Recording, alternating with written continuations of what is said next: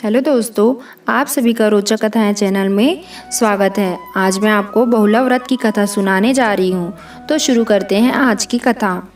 श्री द्विजोत्तम महर्षि धौम्य जी से युधिष्ठिर जी बोले कि हे धौम्य, आप दया करके बहुला गौ और व्याघ्र का संवाद मुझसे कहिए कि जिस संवाद को सुनकर प्राणियों के शारीरिक पापों का नाश होए। यह सुनकर श्री द्विजोत्तम महर्षि बोले कि हे राजन, सतयुग में मथुरा निवासी द्विजोत्तम अत्यंत विद्वान द्विशर्मा नामक एक ज्ञानी ब्राह्मण था।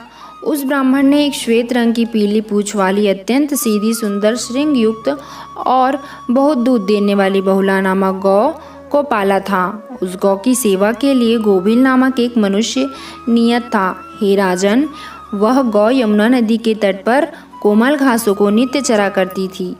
एक बार हरी घास को ढूंढती हुई भ्रमवश एक गुफा में चली गई और वहां जाकर मार्ग को भूल गई। वहां पर काल रूप अत्यंत भयानक गुफा तुल्य मुख को खोल जीभ से होठों को चाटता हुआ एक व्याघ्र देखा। देखते ही बहुला भयभीत हो व्याकुल हो गई और शीघ्रता से अपने स्थान के लिए लौटी। उस समय व्याघ्र उसे घेर लिया और बोला कि बहुत काल के बाद तू मिली है, अब तू मुझसे बचकर घर जाना चाहती है। तेरे मांस को खाकर मेरी आत्मा संतुष्ट होगी, अब बचकर तू कहाँ जाएगी। इस प्रकार व्याघ्र के वचन को सुनकर काल के वश में आई हुई बहुला अत्यंत विकल होकर रुदन करती हुई बोली, किस देवता या मनुष्य का स्मरण करूं जो कालग्रास रूप से मुझ दीन को बचावे। हे व्याघ्र, मुझे अपने प्राण जाने का कुछ भी शोक नहीं है। कारण है कि यह संसार अनित्य है, जो उत्पन्न हुआ है उसका नाश अवश्य होगा। इस हेतु से दुख करना व्यर्थ है। परंतु मुझे एक बड़ा दुख यह भी है कि अभी दूध पीने वाला मेरा दूध मुहा बच्चा दूध की प्यास से पीड़ित हो चिल्लाता हुआ गोकुल में मेरे आने की राह खड़े हुए देख रहा होगा। उसकी रक्षा करने वाला कोई नहीं है, उसे छोड़ मैं इधर चली आई हूँ। उसकी क्या दशा होगी। हे व्याघ्र, यदि मेरी विनय को तू मान जा तो मैं अपने हृदय की चिंता को मिटाकर फिर तेरे निकट आ जाऊं। अपने बालक के स्नेह से युक्त बिलखती हुई मुझ दीन दुखिया को मत मार। मैं शपथ खाकर कहती हूँ कि यदि तू मुझे इस समय छोड़ दोगे तो मैं बहुत ही शीघ्र अपने बच्चों को दूध पिलाकर दुलार प्यार करके निसंदेह शीघ्र तेरे ही पास आ जाऊंगी। तब तू मुझे खाकर अपना संतोष कर लेना। हे व्याघ्र, यदि मैं तेरे पास लौट कर न आऊँ तो मुझे घोर पाप लगे।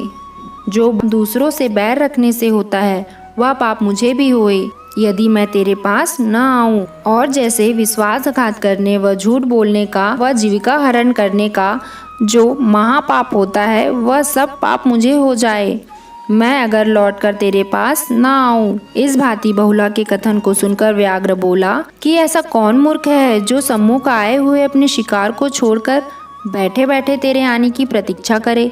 ऐसा तो न देखा न सुना कि निश्चित बात को छोड़कर अनिश्चित का आसरा देखे। यह सुन बहुला गौ बोली, हे व्याघ्र, सत्य ही पृथ्वी का आधार है। हे व्याघ्र, अब तुम किसी प्रकार का संदेह न करो, मुझे छोड़ दो।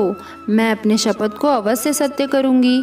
मैं यहाँ से जाकर बच्चे को लाड प्यार करके सहेलियों को सुपुर्द करके शीघ्र आ जाऊंगी। यह सुन व्याघ्र बोला कि हे बहुले, तेरे कहने पर नीति के विरुद्ध मैं विश्वास करता हूँ। तो शीघ्र ही जाकर बच्चे को दूध पिला और बच्चे को प्यार करके सखियों को सौंप कर शीघ्र ही वापस आ जाओ। तब तक मैं तेरी राह देखता हुआ यहाँ स्थिर रहूंगा। यह वचन व्याघ्र के सुनकर पुत्र स्नेह से व्याकुल रुदन करती हुई बहुला गौ पर्वत की कंदरा से बाहर आई और कृष्ण की स्तुति करने लगी कि हे कृष्ण, हे कृष्ण, हे जीवेश, मुझे पुत्र वत्सला गौ की रक्षा कीजिए। हे जनार्दन, जो मैंने यह प्रतिज्ञा की है उसका पालन करिए। इस भांति दुखी और रुदन करती हुई बहुला गौ को देखकर वृक्ष की विलाप करने लगी। उधर बहुला का बछड़ा माँ को न देखकर चारों ओर हुंकार शब्द बारंबार करके दुखित हो खोज रहा था। इतने में ही बहुला निज बच्चे की आवाज सुनकर मूर्छित होकर गिर पड़ी। पुनः शपथ को स्मरण करके संभल कर उठी और धीरे धीरे बच्चे के पास खिन्न मन आकर खड़ी हुई। तब बच्चे के मन मलिन माता को दुखी देखकर पूछा कि हे माता, तू विक्षिप्त, अत्यंत व्याकुल और दुखी मालूम पड़ती है, इसका क्या कारण है।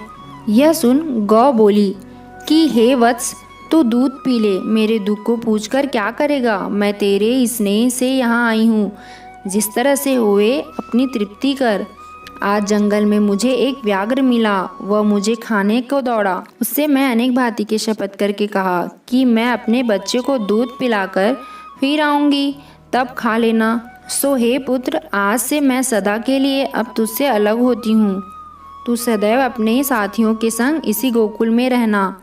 दूध पी ले, देर ना कर, व्याघ्र भूखा मेरा रास्ता देखता होगा। माँ के इस भांति वचन सुनकर बछड़ा अत्यंत व्याकुल होकर विलाप करने लगा।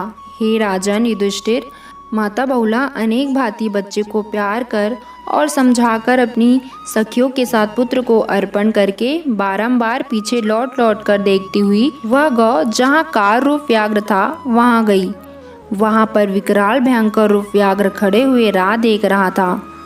सात्विक भाव युक्त आती हुई गौ को देखा और मन में विचार किया कि यह प्राणों के मोह को छोड़कर सत्य का पालन करने के लिए आती है। जिस समय बहुला गौ निकट आई तो व्याघ्र बोला, हे लोक माता, तू धन्य है, तेरे दर्शन से मैं कृतार्थ हूँ। इस भांति अनेक नम्रता के वचन कहे।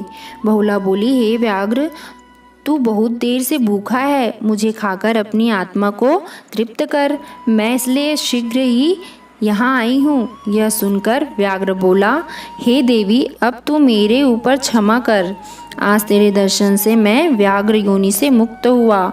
जब व्याघ्र ने ऐसे वचन कहे तो उसी क्षण वह व्याघ्र सुंदर गंधर्व रूप हो गया और बोला, हे देवी, मैं पूर्व जन्म का गंधर्व हूँ। ब्राह्मण के श्राप से कुयोनि में प्राप्त व्याघ्र हुआ था। आज उस श्राप से मुक्त होकर इंद्रपुर को जाता हूँ।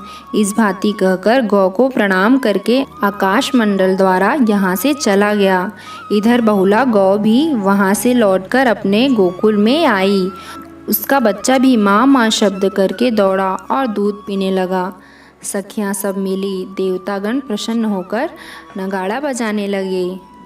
तो ये थी बहुला की व्रत कथा। अगर आपको मेरा वीडियो पसंद आया हो तो वीडियो को लाइक कीजिए, चैनल को सब्सक्राइब कीजिए और ज़्यादा से ज़्यादा शेयर कीजिए। धन्यवाद।